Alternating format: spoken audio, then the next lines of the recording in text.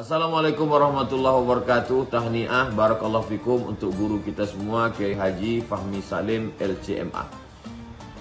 Masya Allah tabarakallah, launching 2 buku Al-Mukarram, buku Wahai Anakku dan Runtuhkan Zionis. Dan selamat tahniah juga untuk peresmian gedung Al-Fahmu Institute Pusat Dakwah Al-Quran pada 26 Sya'ban hari Kamis 1445 Hijrah bertepatan dengan 7 Maret 2024. Saya adik kelas Ustadz Fahmi Salim di Mesir merasa ikut bahagia, ikut senang. Sekali lagi tahniah, ajmal at-tahani, ungkapan selamat yang terindah untuk Kiai Haji Fahmi Salim LCMA. Barakallahu fikum. Wassalamualaikum warahmatullahi wabarakatuh. Ramadan adalah bulan pendidikan. Bahkan puncak dari pendidikan hamba dalam 1 tahun penuh itu adalah pendidikan yang ada di bulan suci Ramadan ini. Pendidikan bagaimana? 1. Pendidikan jihad. Jihad melawan hawa nafsu sebagaimana jihad melawan kemungkaran dan kezaliman orang-orang kafir. Maka Ramadan menjadikan kita kembali menjadi apa? Ahsanu taqwim. Kita menjadi hamba yang patuh dan taat beribadah pada Allah. Yang kedua, pendidikan apa? Pengorbanan diri. Dengan panggilan iman, kata Buya Hamka, kita taunya kalau dengar Buya Hamka lagu panggilan jihad ya. Ini ada panggilan iman. Di Tafsir Al-Azhar jilid 1 halaman 212 dia menulis, kenapa Allah perintahkan kita beribadah puasa itu diawali dengan seruan ya ayyuhalladzina amanu, wahai orang-orang yang beriman. Karena hanya orang yang beriman yang bisa mengorbankan kebiasaan-kebiasaan dirinya diganti dengan kebiasaan baru.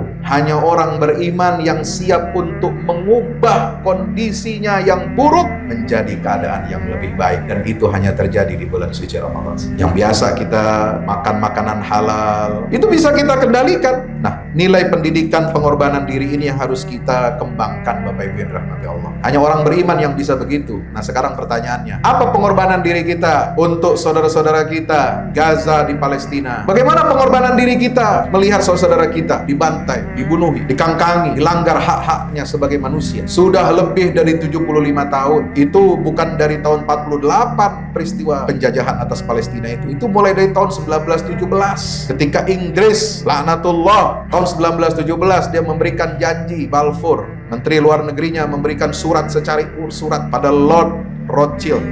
Kekayaan mereka luar biasa, tapi mereka yang punya uang ini dari kalangan Yahudi dari Inggris ini itu bersedia mengorbankan diri untuk berdirinya negara Israel sejak tahun 1917. Sekarang pertanyaannya, mana orang Islam yang mengorbankan hartanya untuk berdirinya negara Palestina merdeka? Mana, saya mau tantang, mana raja-raja Arab, mana miliarder-miliarder Arab, miliarder Muslim? Gak usah jauh-jauh deh, yang Indonesia aja, hartanya yang di Indonesia banyak kok yang lebih kaya daripada Jacob Rosit itu, tapi gak ada pengorbanan dirinya buat Islam dan kaum muslimin. Nah, inilah yang harus kita tumbuh kembangkan. Ramadan mengajarkan kepada kita agar kita peduli kepada sesama, merasakan penderitaan umat Rasulullah SAW yang kelaparan, yang tidak punya rumah, hancur rumahnya, masjidnya, rumah sakitnya dan sebagainya. Mudah-mudahan Ramadan ini dapat mengubah kita menjadi keadaan yang lebih baik, jadi hamba-hamba yang beriman dan bertakwa kepada Allah. Mari kita jalani puasa Ramadan kita dengan penuh sukacita, tetapi jangan lupakan saudara-saudara kita di Gaza, Palestina. Karena apa? Ramadan tahun ini beda dengan tahun sebelumnya. Ramadan tahun ini mengingatkan kepada kita, kepada saudara semua, bahwa kita punya saudara-saudara yang sudah berpuasa sejak 5 bulan yang lalu ketika diserang oleh Israel, dan sampai hari ini mereka belum bisa berbuka puasa dengan tenang, nikmat dan damai.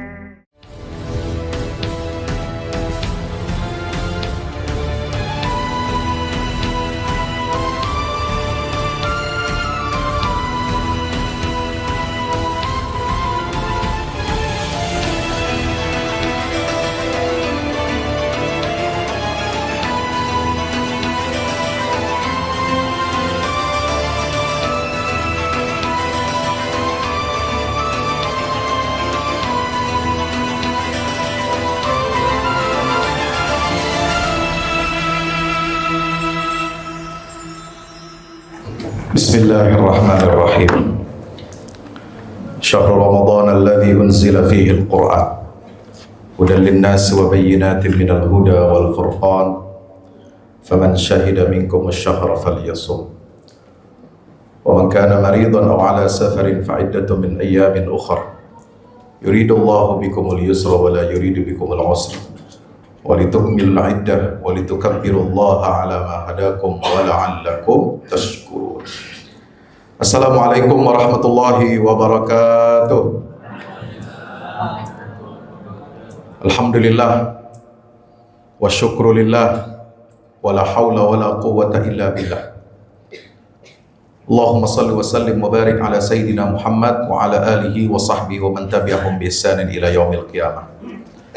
Bapak Ibu hadirin hadirat yang dimuliakan Allah, tidak ada nikmat, kata Rasulullah, yang lebih baik setelah nikmat iman melainkan nikmat kita mendapatkan sehat wal afiat.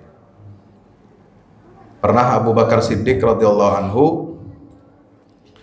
beliau menyampaikan pesan daripada Rasulullah sallallahu alaihi wasallam.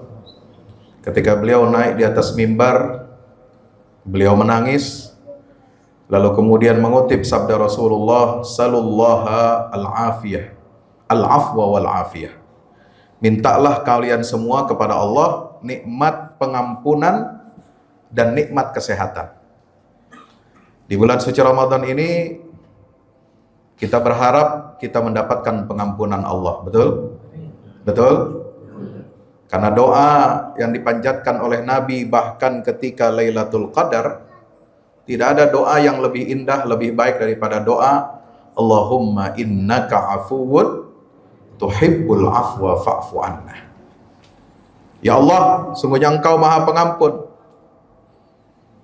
dan Engkau menyukai, mencintai pengampunan buat hamba-Mu. Maka ampunilah kami semua ini yang berlumuran dosa. Yang kedua, kita minta kepada Allah agar di bulan suci Ramadan ini kita diberikan kesehatan, agar kita bisa menjalankan ibadah di bulan suci Ramadan ini dalam keadaan sempurna, insya Allah. Hadirin ma'asyiral muslimin yang dimuliakan Allah Subhanahu wa taala. Ramadan adalah bulan pendidikan. Bahkan puncak dari pendidikan hamba dalam 1 tahun penuh itu adalah pendidikan yang ada di bulan suci Ramadan ini. Pendidikan bagaimana? 1, pendidikan jihad. Jihad melawan hawa nafsu sebagaimana jihad melawan kemungkaran dan kezaliman orang-orang kafir. Maka apa kata pesan Sayyid Qutb? Di dalam tafsir fi Zilalil Quran, di halaman 167, jilid yang pertama, Sayyid Qutb menulis, laqad kana minat tabi'i an yufrada as-sawmu 'alal ummati allati yufradu fiha al-jihad atau 'alaiha al-jihad. Merupakan sebuah kewajaran kalau puasa itu diwajibkan kepada umat yang juga diwajibkan atas mereka jihad di jalan Allah Subhanahu wa taala. Untuk apa? Listi'la'in nufus 'ala syahawatid dunya. Supaya kita ini bisa mendidik jiwa kita, membina hati kita. Untuk apa? Supaya kita ini harus lebih tinggi daripada tuntutan-tuntutan hawa nafsu dan syahwat kita. Hidup manusia ini nggak boleh diatur oleh syahwat, Pak. Betul? Nggak boleh. Kita tiap hari ingin memenuhi syahwat. Tunduk kepada keinginan syahwat. Ya, kalau perut kita bilang lapar, kita pengennya makan. Kalau kerongkongan kita bilang aus, kita pengennya minum. Kalau kelamin kita, hasrat kita nih, lagi pengen sama siapa ya? Ya bini ente, gitu, bukan sama yang lain. Ya. Maka kita mencari pelampiasannya itu. Kita minta istri kita untuk siap-siap ngapain? Ya begitu. Ya. Kita ini setiap hari di luar bulan Ramadan itu tunduk kepada keinginan syahwat. Tapi kemudian kita masuk di bulan suci Ramadan, kita dididik oleh Allah Subhanahu wa taala agar apa? Kita yang mengontrol diri kita, yang mengontrol syahwat kita, yang memerintahkan syahwat kita supaya tunduk kepada aturan dari Allah Subhanahu wa Ta'ala. Siang-siang perut kita lapar nggak? Lapar. Tapi kita tunduk kepada keinginan syahwat perut kita? Enggak. Kita bilang, diam loh, tahan. Sampai nanti maghrib baru kita makan. Siang-siang jam 1, haus nggak kerongkongan kita? Haus. Tapi kita bisa mengekang, bisa mengontrol diri kita.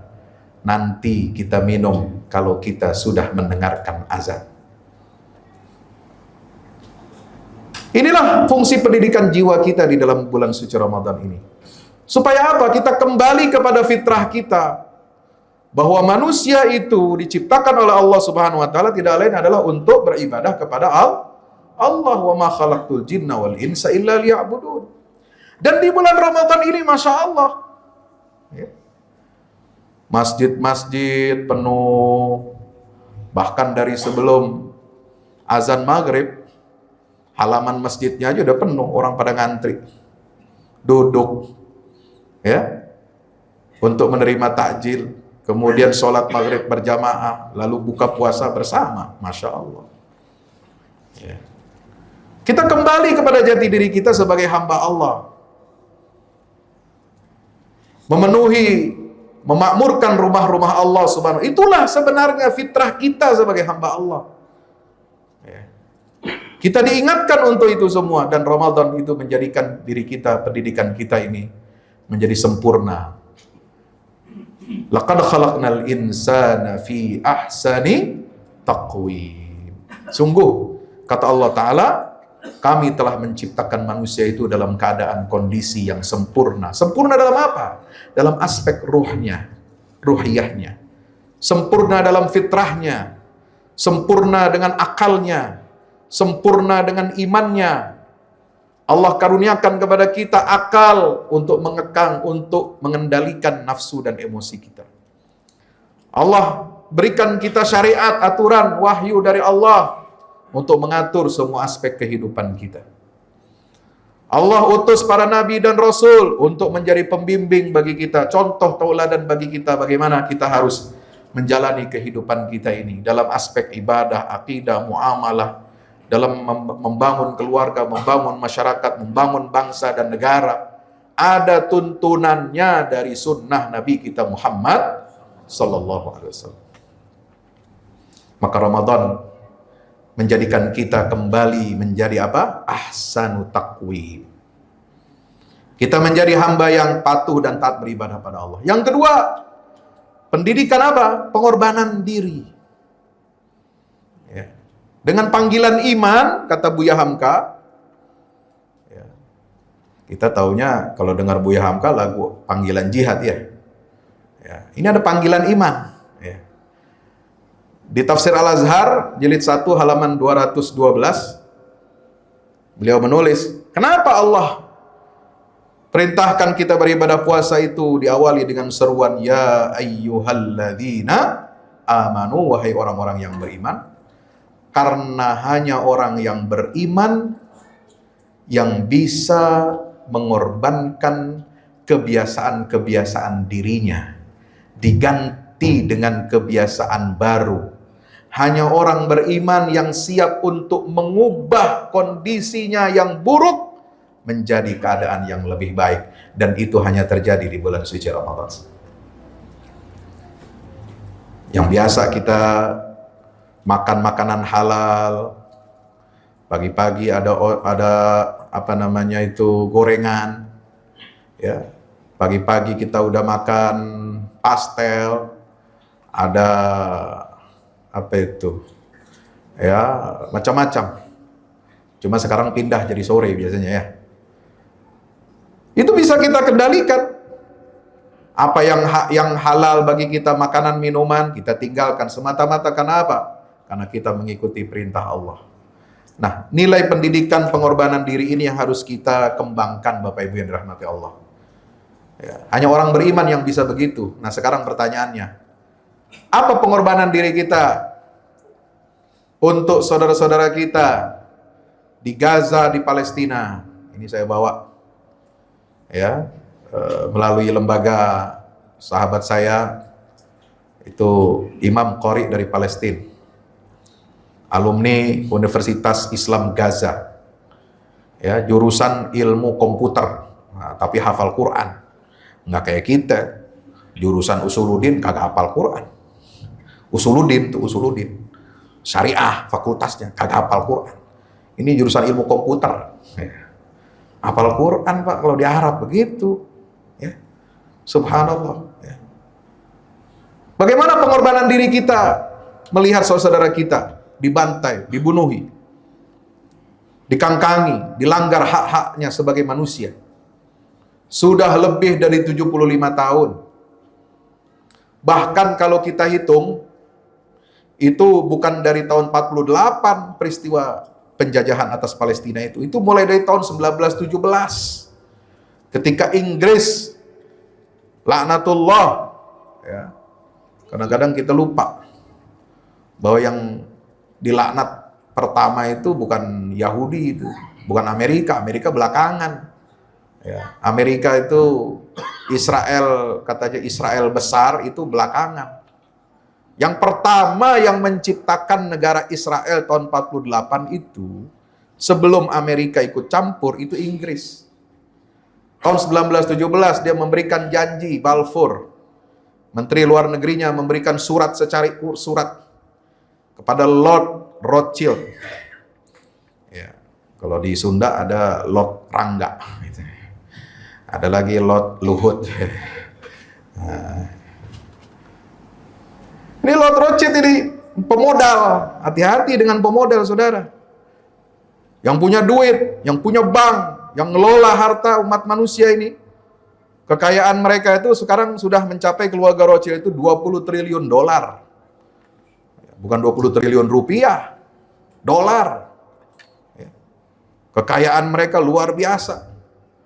Tapi mereka yang punya uang ini dari kalangan Yahudi, dari Inggris ini, itu bersedia mengorbankan diri untuk berdirinya negara Israel itu. Sejak tahun 1917. Ya, kemarin yang baru mampus itu siapa? Jacob Rothschild itu. Ya, cucu keponakan dari Rothschild itu, ya. Harta kekayaannya itu 5 miliar dolar. Dia yang kasih hadiah gedung parlemen Israel, gedung mahkamah agungnya Israel itu dari uang pribadi dia. Sekarang pertanyaannya, mana orang Islam yang mengorbankan hartanya untuk berdirinya negara Palestina merdeka? Mana, saya mau tantang, mana raja-raja Arab, mana miliarder-miliarder Arab, miliarder Muslim? Gak usah jauh-jauh deh, yang Indonesia aja. Hartanya yang di Indonesia banyak kok yang lebih kaya daripada Jacob Rothschild itu, tapi nggak ada pengorbanan dirinya buat Islam dan kaum muslimin, saudara. Nah, inilah yang harus kita tumbuh kembangkan. Ramadan mengajarkan kepada kita agar kita peduli kepada sesama, merasakan penderitaan umat Rasulullah SAW yang kelaparan, yang tidak punya rumah, hancur rumahnya, masjidnya, rumah sakitnya, dan sebagainya. Mudah-mudahan Ramadan ini dapat mengubah kita menjadi keadaan yang lebih baik, jadi hamba-hamba yang beriman dan bertakwa kepada Allah. Mari kita jalani puasa Ramadan kita dengan penuh sukacita, tetapi jangan lupakan saudara-saudara kita di Gaza, Palestina. Karena apa? Ramadan tahun ini beda dengan tahun sebelumnya. Ramadan tahun ini mengingatkan kepada kita, kepada saudara semua, bahwa kita punya saudara-saudara yang sudah berpuasa sejak 5 bulan yang lalu, ketika diserang oleh Israel. Dan sampai hari ini mereka belum bisa berbuka puasa dengan tenang, nikmat, dan damai. Barakallahu li wa lakum. Terima kasih atas perhatiannya, mohon maaf atas segala kekurangannya. Wallahul muwaffiq ila aqwamit thariq. Nasrun minallah fatun qarib wa basyiril mu'minin. Wassalamualaikum warahmatullahi wabarakatuh.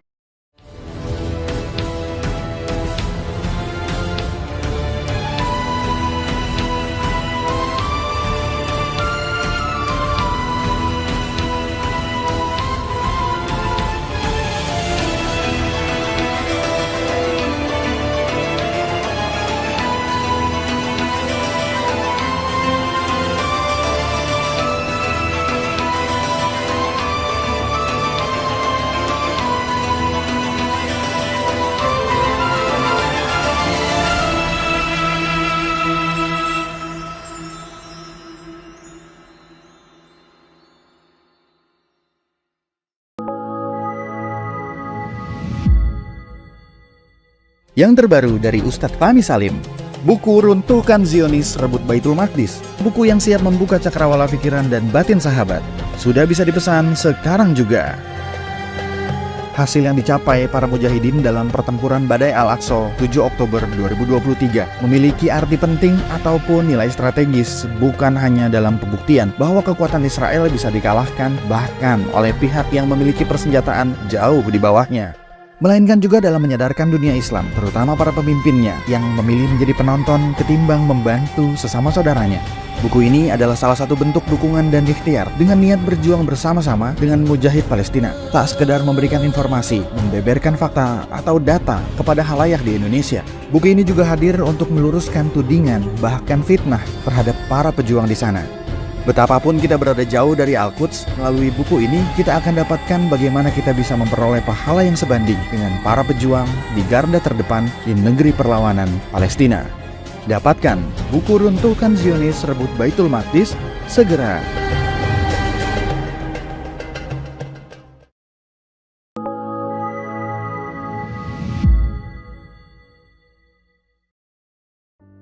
Assalamualaikum warahmatullahi wabarakatuh. Di zaman dan era global yang semakin menuntut kita untuk terus bergerak, ada kebutuhan yang senantiasa harus kita penuhi dalam kehidupan kita. Zaman di mana segala kebutuhan terasa sangat mendesak. Salah satunya adalah kebutuhan sarana dakwah Al-Quran sebagai pusat peradaban. Al-Fahmu Institute hadir demi menjawab kebutuhan akan sarana dakwah Al-Quran di era masa kini. Kami melihat latar belakang yang ada untuk menjawab tuntutan seperti kebutuhan sarana dakwah Al-Quran yang meningkat di ibu kota, kebutuhan akan pusat pembibitan hafiz Al-Quran, kebutuhan pusat pengkajian Al-Quran, kebutuhan akan pusat dakwah kreatif berbasis Al-Quran, kebutuhan sarana media perekat umat Islam, ibu kota dan Indonesia. Juga kebutuhan akan adanya sarana pusat kaderisasi, guru tahfiz dan mufasir di ibu kota. Yayasan Al-Fahmu International Indonesia sedang membangun gedung pusat dakwah Quran yang berlokasi di Jalan Pengukiran 3, Pekojan, Tambora, Jakarta Barat.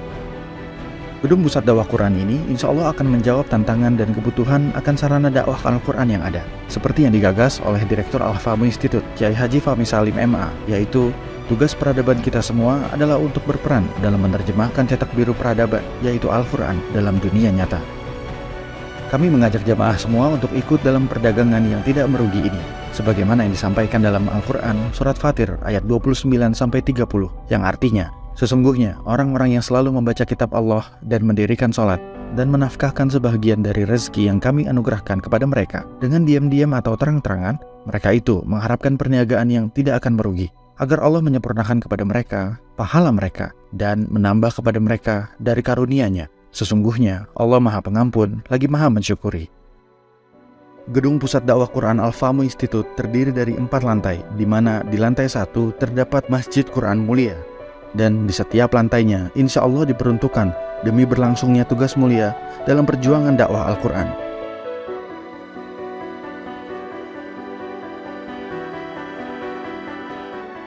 Berikut adalah rencana anggaran biaya yang dibutuhkan dalam pembangunan gedung pusat dakwah Quran.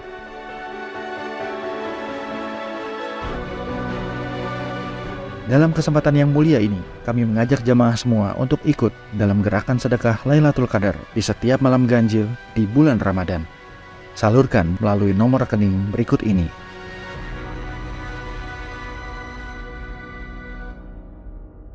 Al-Fahmu Institute, bahagiakan Indonesia dengan dakwah Quran.